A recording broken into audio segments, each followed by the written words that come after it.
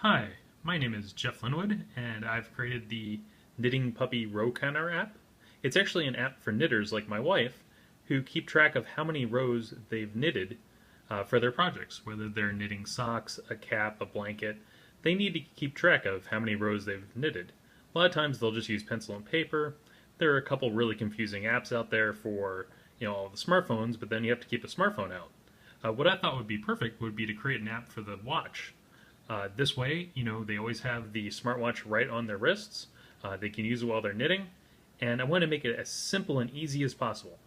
So what this knitting counter does is you can keep track of how many rows you've finished just by tapping the button.